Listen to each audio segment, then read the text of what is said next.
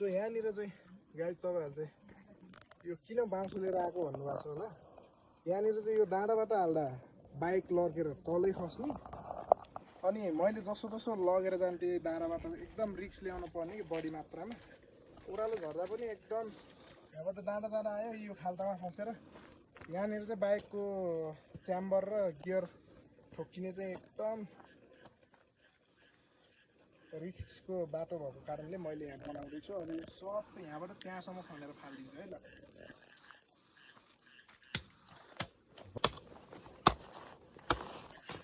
यहाँबाट यस्तो डाँडामा यो डाँडाबाट हामीले हिँड्नु पर्ने के बाइक चाहिँ, त्यही भएर अब यो डाँडालाई चाहिँ पुरै समाउँदैछौँ हामी चाहिँ ल।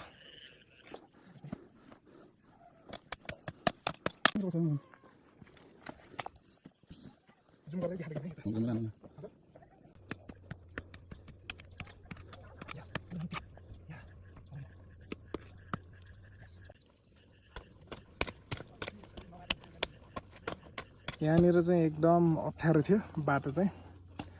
यहाँ आयो गाडीहरू ठोक्किने, यो उकालोमा चाहिँ यहाँ ढुङ्गाहरू थियो, हामीले ढुङ्गाहरू सब निकालेर यहाँ भित्र हाल्यौँ फोरेर। अनि यति बेला चाहिँ भिनाजु र मैले चाहिँ यो बाटोलाई बनाउँदैछौँ। अब भोलिदेखि चाहिँ हामी सर आनन्दले हिँड्न पाइन्छ गाई चाहिँ।